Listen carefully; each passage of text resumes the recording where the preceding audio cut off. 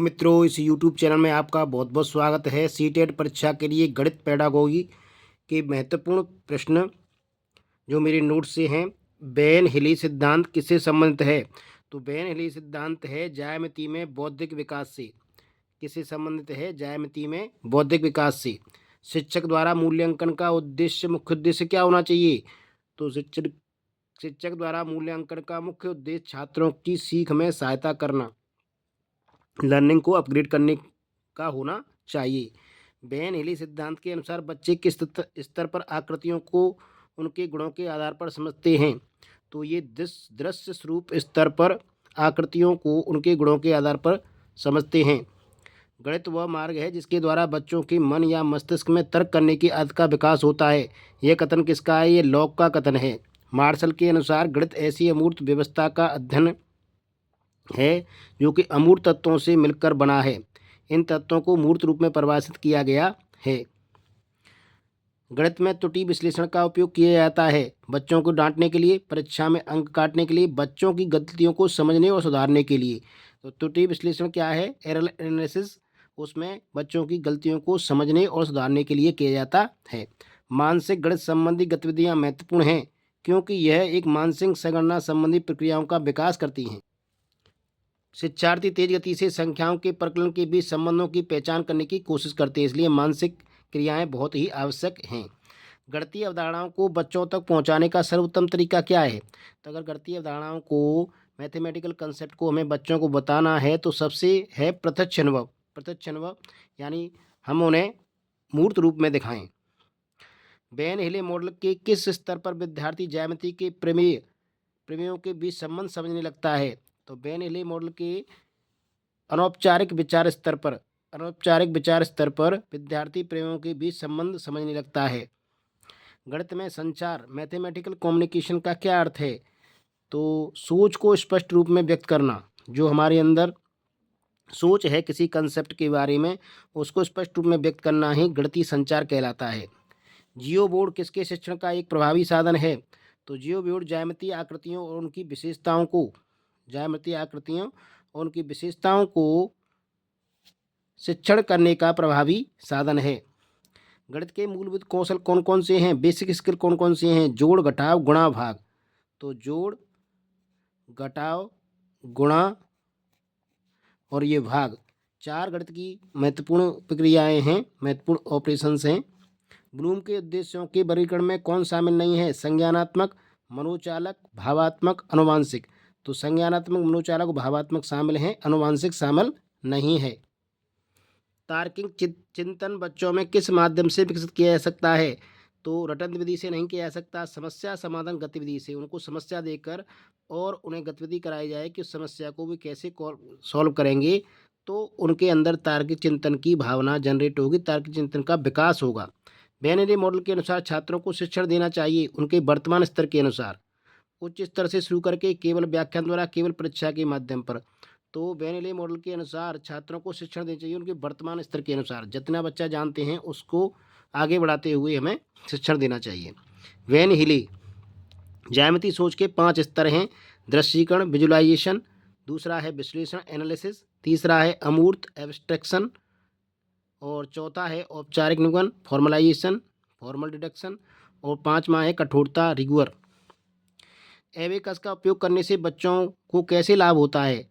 तो एबेकस हम जब प्रयोग करते हैं तो उनकी गणना की जो गति है एवं सटीकता बढ़ती है, गणना की गति एवं सटीकता बढ़ती है। और एबेकस की सहायता से हम बच्चों को स्थानीय मान भी सिखा सकते हैं। यदि कोई बच्चा बार बार एक ही गलती करता है तो शिक्षक को उसे डांटना नहीं चाहिए, उसे निरंतर करना चाहिए, गलती का विश्लेषण करना चाहिए। बार बार गलती कर रहा है तो क्यों कर रहा है, इसका विश्लेषण, इसका एनालिसिस करना चाहिए। उसे डांटना चाहिए, उसका उत्तर सही मान लेना चाहिए, ये भी गलत है, तो गलती का विश्लेषण करना चाहिए। बेन हेले के अनुसार प्रत्येक स्तर पिछले स्तर पर आधारित होता है, यानी हम अगर पहला पाठ पढ़ा रहे हैं तो जो अगला पाठ आए वो पहले पाठ से थोड़ा सा रिलेटेड हो। इस तरह से बेन हेले कहते हैं कि पिछले स्तर पर आधारित होता है प्रत्येक स्तर। एक अच्छा गणितज्ञ होने के लिए क्या जरूरी होता है? सवालों के उत्तर देने की तकनीकी में निपुणता, ये सही नहीं है। अधिकतर सूत्रों को याद करना, बहुत जल्दी सवालों को हल करना, सभी अवधारणाओं को समझना, लागू करना और उनमें संबंध बनाना। या अगर एक अच्छा शिक्षक, एक अच्छा गणितज्ञ है तो उसे सभी कंसेप्ट आने चाहिए, उनको लागू करना आना चाहिए और उनमें आपस में क्या संबंध है ये भी आना चाहिए, तो वो एक अच्छा गणित शिक्षक कहलाता है। शिक्षा का उद्देश्य सोच को विकसित करना है, ना कि तथ्यों को रटना। यह विचार किसका है? तो ये विचार है अल्बर्ट आइंस्टीन का। किसका विचार है? अल्बर्ट आइंस्टीन का। सभी प्रश्न सीटेट एवं अन्य परीक्षाओं में आए हुए हैं। बच्चों को समूह में कार्य देने का मुख्य उद्देश्य क्या है? तो बच्चों को समूह में कार्य देने का मुख्य उद्देश्य विचारों का आदान प्रदान करना।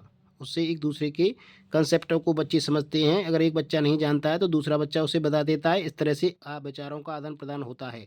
और नई नई हो सकता है एक सवाल को एक बच्चा दूसरी विधि से कर रहा हो और दूसरा बच्चा दूसरी विधि से कर रहा हो और वो विधियाँ एक दूसरे को नहीं जानते हों तो आपस में वे सीख जाते हैं। निम्न में से कौन सा कथन गणित की प्रकृति के बारे में सबसे उपयुक्त है? यह बच्चों को सृजनात्मक बनाने में सहायता करता है। सही बात है। यह बच्चे की कल्पना का पोषण करता है। ये भी सही बात है। यह निर्णयात्मक विवेचन तर्क पर आधारित है। यह हमेशा अभिसारी होता है। यह निर्णयात्मक विवेचन तर्क पर आधारित है, हमेशा अभिसारी होता है। तो ये हमेशा अभिसारी होता है, ये सही नहीं है। ए बी सी इसमें सही हैं। गणितीय अधिगम सामग्री सूत्र के प्रदर्शन में शिक्षकों की मदद करती है। स्वतः अधिगम में विद्यार्थियों की मदद करती है। निर्देश देने में शिक्षकों की मदद करती है। कक्षा में अधिगम का वातावरण निर्माण करने में मदद करती है। तो ये क्या क्या होता है इसमें? सूत्र के प्रदर्शन में शिक्षकों की मदद करती है, ऐसा नहीं है। स्वतः अधिगम में विद्यार्थियों की मदद करती है, यानी विद्यार्थी स्वयं उससे सीख सकते हैं। अगर हमारे पास TLM है गणित से संबंध तो बच्चे उसको देखकर सीख सकते हैं। और कक्षा में अधिगम का वातावरण निर्माण करने में मदद करती है और बच्चों का जो ध्यान है वो आकर्षित करती है, जिससे कक्षा में अधिगम का वातावरण बनता है। बिना TLM के वो वातावरण नहीं बन पाता जो TLM के साथ बनता है। तो इस तरह से 2 और 4 उसके सही हैं। राष्ट्रीय शिक्षा नीति NEP 2020 के अनुसार देश भर के विभिन्न विषयों में ओलंपियाड और प्रतियोगिताएं होंगी मजबूत। यानी NEP नेशनल एजुकेशन पॉलिसी में इस तरह का प्रावधान किया गया है ताकि बच्चों के बीच जो ओलंपियाड और प्रतियोगिताएं हैं गणित की वो मजबूत हों। हर बच्चे को इसमें भाग लेने के लिए प्रोत्साहित किया जाए। अधिक, कम, लंबा, छोटा, दूर, समय, बड़ा, छोटा अवधारणाएं हैं। तो ये महत्वपूर्ण पूर्व संख्या अवधारणा हैं। प्री नंबर कंसेप्ट अवधारणाएं हैं। नंबर सिखाने से पहले ये चीज़ें बताई जाती हैं, कौन पास है, कौन दूर है, कौन छोटा है, कौन बड़ा है, कौन लंबा है, कौन मोटा है। अधिकांश विद्यार्थी गणित को उसी कक्षा में जो अन्य विषय पढ़ते हैं उनसे अधिक कठिन समझते हैं। गणित की प्रकृति का कौन सा पहलू इस भय को बढ़ाता है? ज़्यादातर बच्चों को गणित कठिन लगता है। क्यों लगता है? क्या कारण है ऐसा जिससे गणित कठिन लगता है? तो इसका कारण है गणित में प्राथमिक अवधारणाओं की अमूर्त प्रकृति। जो उसकी प्राथमिक अवधारणाएं हैं वो उन्हें हम पेन और कागज़ पर लिखकर बताते हैं, जैसे 2 + 2 = 4, लेकिन बच्चा समझ ही नहीं पाता है। अगर हम उसको मूर्त रूप में समझाएं तो ज़्यादातर बच्चों को उनको मूर्त रूप में शुरू में नहीं समझाया जाता, जिससे वो उसमें परेशानियां अनुभव करते हैं। मूर्त का मतलब होता है ठोस रूप में समझाना। जैसे हम 2 कंकड़ बच्चों को दे दें फिर 2 कंकड़ दे दें तो वो आसानी से गिन के बता सकते हैं, लेकिन हम 2 और 2 लिख देंगे तो वो करने में परेशानी अनुभव करते हैं। तो मूर्त और अमूर्त में जो परेशानी आती है उसकी वजह से हमें गणित जो है कठिन लगता है। किसने गणितीय खगोल विज्ञान के क्षेत्र में काम किया है? तो आर्यभट्ट, भास्कर फर्स्ट, रामानुजन, महावीर। तो भास्कर फर्स्ट हैं ये, भास्कर फर्स्ट जिन्होंने गणितीय खगोल विज्ञान में काम किया है। कौन सा प्राथमिक विद्यालय के बच्चों को भिन्न 2/3 और 4/6 के बीच तुल्यता की कल्पना करने में मदद करने का सबसे उपयुक्त तरीका है? तो ये भिन्न डिस्क का प्रयोग करेंगे। भिन्न डिस्क में क्या होता है? 1/2 = 2/4, 3/6, इस तरह से ये तुल्य भिन्न होती हैं। ऊपर वाला जितना गुना बढ़ता जाता है, नीचे वाला अगर उतना ही बढ़ा दें तो हमें तुल्य भिन्न प्राप्त होती है।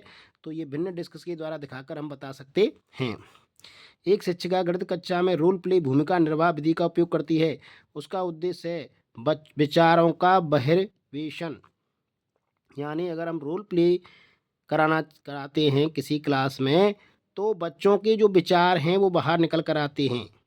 ठीक है, ये नहीं है कि बच्चों को व्यस्त रखें, बच्चों को बिजी रखने के लिए कर दिया या बच्चों का मनोरंजन के लिए, अनुशासन बनाए रखने के लिए, ऐसा कुछ नहीं है। उससे सबसे महत्वपूर्ण बात होती है उसमें बच्चों के जो विचार हैं वो बाहर निकल कर आते हैं। तो समस्या को समझना, समस्या तैयार करना, योजना को लागू करना, पुनः जांच करना, ये पोल्याज प्रॉब्लम सॉल्विंग मेथड हैं। पोल्या के किसी सवाल को करने की, किसी समस्या को हल करने की ये मेथड हैं। पहले समस्या को समझना है, नंबर 1 योजना को तैयार करना है, अंडरस्टैंडिंग द प्रॉब्लम, यू योजना तैयार करना, मेक अ प्लान, एम योजना को लागू करना, कैरी आउट द प्लान, पुनः जांचना, look back at the solution. तो UMCL हमें ध्यान रखना है पोल्या की प्रॉब्लम सॉल्विंग मेथड में। UMCL understanding the problem, make a plan, carry out the plan, look back at the plan solution. समस्या को समझना, योजना तैयार करना, योजना को लागू करना, पुनः जांचना। कौन गणित में अवधारणाओं की प्रकृति के संदर्भ में सही नहीं है? तो गणित की जो अवधारणाएं हैं अमूर्त प्रकृति की हैं, श्रेणीबद्ध प्रकृति की हैं, तर्क संगत हैं, मूर्त प्रकृति के हैं। तो ये मूर्त प्रकृति की नहीं है, कंक्रीट नहीं है। गणित की प्रकृति जो है अमूर्त है, मूर्त नहीं है। तो डी ऑप्शन सही होगा। NCF नेशनल करिकुलम फ्रेमवर्क 2005 के अनुसार कौन सी प्रक्रियाएं बच्चे के चिंतन के गणितीकरण की सूचक हैं? यानी बच्चे के जो चिंतन कर रहा है उसे कैसे मालूम करें कि ये गणितीकरण है कि नहीं है, मैथमेटिकेशन उसका है, हो रहा है कि नहीं हो रहा है। तो इसमें है गणितीय संप्रेषण केवल सूत्र के द्वारा करना। बच्चा केवल सूत्र याद है तो जरूरी नहीं है कि वो गणित में उसका संप्रेषण सही हो। प्रश्न को हल करने के लिए मानक क्रिया विधि का प्रयोग करना, उत्तरों की जांच उत्तर की कुंजी से करना, आसपास की भिन्न भिन्न वस्तुओं के भार का अनुमान लगाना और उत्तरों पर सहपाठियों तथा शिक्षकों के साथ विचार विमर्श करना। तो ये गणितीकरण के सूचक हैं। यानी बच्चा हर चीज में गणित को देख रहा है, हर क्रियाओं में गणित का प्रयोग कर रहा है, इसको कहेंगे गणितीकरण। मैथमेटिकली सब चीज को देखना। डी था इसमें शिक्षक द्वारा दिए गए सुनिश्चित निर्देशों के अनुसार योग पर क्रियाकलाप करना। अगर बच्चा इंस्ट्रक्शन के आधार पर ही काम कर रहा है तो भी उसका गणितीकरण नहीं है। स्वतंत्र रूप से हर क्रिया में गणित को सोचना ही गणितीकरण कहलाता है। सामान्यतः गणित सीखना कठिन है क्योंकि इसकी प्रकृति मूलतः अमूर्त है। कैसी है इसकी प्रकृति? अमूर्त है, इसलिए गणित सीखना कठिन है। अमूर्त का मतलब बताया कि यह ज़्यादातर हमें लिखित में मिलता है, इसको ठोस रूप में व्यक्त नहीं कर सकते। एल्गोरिथम बच्चों में नहीं विकसित कर सकते रटना, सूत्र, तर्क और समझ ज्ञान। तो एल्गोरिथम जो प्रमेय होती हैं वो बच्चों में रटने की क्रिया पर आधारित नहीं है, हमें उनको समझना ही होगा, रटा नहीं मानना है। समझ कर ही हम उनको हल कर सकते हैं। अगर कोई प्रमेय सवाल आती है पेपर में तो उसको हम समझ कर ही कर सकते हैं। अमूर्तता, विशिष्टीकरण एवं व्यापीकरण किस विषय की समझ बढ़ाने के लिए उपयोग किया जाता है? तो ये अमूर्तता, जैसा कि हमने बताया गणित की प्रकृति कैसी है? अमूर्त है, विशिष्ट है, व्यापीकरण है। यानी एक जगह पर जो गणित की विधि है वो दूसरी जगह पे भी काम करेगी। तो ये गणित विषय है जिसकी प्रकृति अमूर्तता, विशिष्टीकरण, व्यापीकरण की है। बच्चों में गोलाई की अवधारणा धीरे धीरे विकसित होती है। विशिष्टीकरण से, मूर्त एवं अमूर्त से, व्यापीकरण से, इनमें से कोई नहीं, मूर्त एवं अमूर्त से। तो मूर्त चीज़ों को दिखाकर फिर हम अमूर्त पर ले जाएं तो बच्चे आसानी से गणित को सीख जाते हैं। बीजगणितीय सूत्र का अधिगम है। विशिष्टीकरण, व्यापीकरण, अमूर्तीकरण कोई नहीं। तो बीजगणितीय सूत्र का अधिगम अगर हम समझना चाहते हैं तो ये व्यापीकरण है, जनरलाइजेशन हो जाता है ये। अमूर्त गणित के अधिगम का प्रथम चरण प्रारंभ होता है प्राथमिक स्तर पर। अमूर्त गणित अगर हमें बच्चों को शुरू में हम ठोस वस्तुओं से सिखाते हैं तो वहाँ पर अमूर्त गणित काम करता है। जैसे जैसे बच्चे उच्च कक्षाओं में जाते हैं तो वहाँ पर हम ठोस वस्तुओं को छोड़कर उसे मूर्त रूप में ले आते हैं। जैसे शुरू में हम जोड़ना बच्चों को कंकड़ पत्थर या मतलब जो है पेन पेंसिल या किसी स्टिक की द्वारा सिखा सकते हैं, लेकिन आगे जाकर हम उन्हें इस तरह से नहीं कराते, केवल गणित कापी और पेन से ही कराते हैं। छोटे बच्चों में गणितीय विचार निम्न क्रम में विकसित किए जा सकते हैं। तो सब छोटे बच्चों में अगर हमें गणितों को जनरेट करना है तो ठोस वस्तुओं से शुरू करेंगे, फिर चित्र देंगे, फिर उसको संकेत देंगे। ठोस वस्तुएं दिखाई, फिर चित्र दिखाया, चित्र के बाद हमने उसको संकेत में जोड़ में प्लस का चिन्ह दिखा दिया। पहले हमने 2 वस्तुएं दिखा दी, फिर चित्र दे दिया उनका, फिर संकेत बता दिए। इस तरह से हम बच्चों को गणितीय विचार को विकसित कर सकते हैं। गणित शिक्षण की आगमन विधि का सिद्धांत है। तो आगमन और निर्गमन 2 विधियां हैं जो सभी विषयों में चलती हैं। उसमें क्या होता है, आगमन विधि में विशिष्ट से सामान्य की ओर चलते हैं। आगमन विधि विशिष्ट से सामान्य की ओर, स्थूल से सूक्ष्म की ओर, ज्ञात से अज्ञात की ओर चली जाती है। A/B बराबर C/D, A/B-2A बराबर C-D-2A, दोनों तरफ हमने 2A घटा दिया तो इस तरह से गुणा कर दिया। ये समाधान की यह विधि कैसी है? ये संश्लेषण विधि है। कैसी है? संश्लेषण विधि है। गणित शिक्षा का मुख्य उद्देश्य क्या है? मुख्य लक्ष्य क्या है? तो छात्रों की गणित समझने में मदद करना, उपयोगी क्षमताओं का विकास करना, बच्चों में गणित की क्षमता विकसित करना, ज्यामिति के प्रमेय उनके प्रमाणों को स्वतंत्र करना। तो बच्चों में गणित की क्षमता विकसित करना यानी गणितीकरण करना, बच्चों की हर सोच का गणितीकरण करना ही गणित शिक्षा का मुख्य लक्ष्य है। निम्न में से किसका विकास विद्यालय में गणित शिक्षण का उद्देश्य नहीं होना चाहिए? निर्णय लेने की शक्ति होना चाहिए, वैज्ञानिक योग्यता का विकास भी होना चाहिए, विश्लेषण करने की क्षमता का भी होना चाहिए, याद रखने की नहीं, रटने का नहीं। Not rote learning, rote learning is not required in mathematics, only concept development is the main M of teaching mathematics. गणित की भाषा की मुख्य विशेषताएं या विशेषता क्या है? यथार्थता, प्रामाणिकता, ए व बी दोनों। गणित की जो भाषा है वो यथार्थ होनी चाहिए और प्रामाणिक होनी चाहिए, ए और बी दोनों सही हैं। कक्षा में गणित शिक्षण पद्धति किसकी शैली है? तो कक्षा में गणित शिक्षण विषय वस्तु की प्रस्तुति की शैली है। सीटेट परीक्षा के और ये प्रश्न, गणितीय सोच को निम्न क्रम में विकसित किया जा सकता है। अनुभव, प्रतीक, चित्र, भाषा। तो देखिए यहाँ पे PSLE सबसे पहले आएगा हमारे पास पिक्चर, चित्र दिखाएंगे बच्चे को, फिर उसका सिंबल प्रतीक दिखाएंगे, फिर उसके बाद उसे लैंग्वेज बताएंगे, उसके बाद उसमें अनुभव होंगे। तो PSLE याद रखें, गणितीय सोच को निम्न क्रम में विकसित किया जा सकता है। चित्र, प्रतीक, भाषा, अनुभव। शिक्षा आयोग 1964-66 के अनुसार गणित शिक्षण में किसकी समझ पर अधिक बल दिया गया है? तो आधारभूत सिद्धांतों, फंडामेंटल जो कंसेप्ट हैं उनकी समझ पर विकास दिया गया है शिक्षा आयोग 1964-66 के अनुसार। गणित के शिक्षण में हम ज्ञात से अज्ञात की ओर बढ़ते हैं।